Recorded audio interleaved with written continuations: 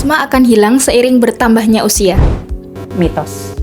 Asma ini adalah penyakit yang sifatnya genetik dan umumnya memang asma itu ada asma intrinsik, ada asma ekstrinsik.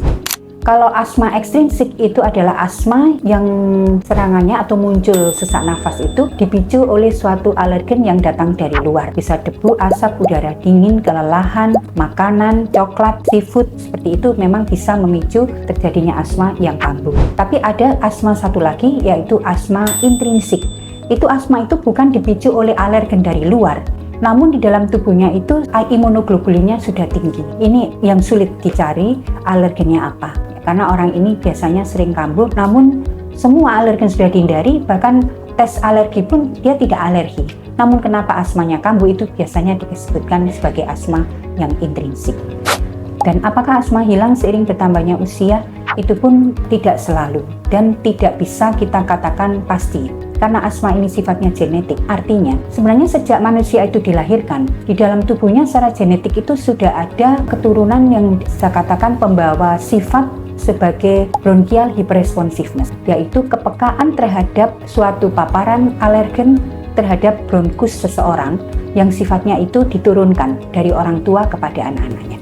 Nah sekarang munculnya kenapa? Satunya balita muncul asma, satunya baru di usia lanjut, satunya lagi di usia tua. Memang betul, asma itu bisa muncul di bagian anak-anak, di orang dewasa atau di usia tua baru muncul, tergantung dari keadaan ketahanan tubuh masing-masing. Biasanya pada anak-anak yang mungkin tidak malnutrisi tetapi mungkin sering terjadi infeksi saluran nafas, kalau dia secara menurun dari asma orang tua itu sudah ada, dia akan muncul asmanya itu di masa balita atau di masa remaja. Namun kalau ketahanan tubuhnya masih bagus, mungkin di usia lebih tua karena dia mulai merokok, paparannya makin banyak, makin sering stres, baru muncul. Begitu juga di usia tua karena dia juga merokok padahal dia punya asma, dia akan memberatkan asmanya karena PPOK-nya.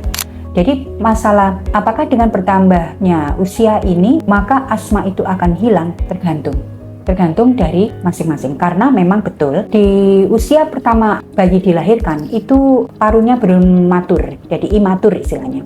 Makin bertambah usia maka parunya ini akan makin terbentuk lebih sempurna, alveoli saluran nafasnya itu akan terbentuk makin kuat, surfaktan yang ada di permukaan alveoli itu makin banyak sehingga elastisitas parunya makin meningkat, makin baik, fungsi parunya makin baik. Itu akan terjadi juga pada anak yang bertumbuh gitu. Jadi apakah dia dengan bertambah usianya makin baik?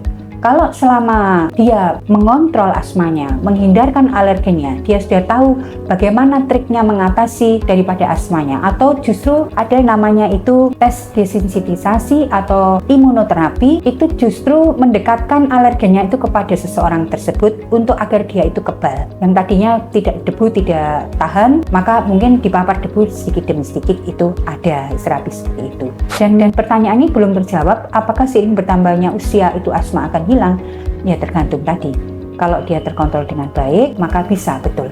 Asma yang tadinya tergantung obat, lama-lama dia tidak memakai obat. Namun dia tetap harus mengontrol daripada paparan tersebut. Jadi apakah hilang? Sebenarnya ya tidak hilang, namun dia bisa mengendalikan. Sekian bedah mitos yang sudah saya sampaikan. Apabila Bapak, Ibu, ataupun Saudara mengalami masalah di dalam respirasi, dalam hal ini saluran nafas paru, maka Bapak dan Ibu atau Saudara bisa datang ke Rumah Sakit Al-Irsyad Jalan Kiai Haji Mas Mansur pada jam praktek di tempat saya pada hari Selasa, Kamis, Jumat pukul 18.00 sampai 20.00 waktu Indonesia bagian Barat. Sekian, wassalamualaikum warahmatullahi wabarakatuh.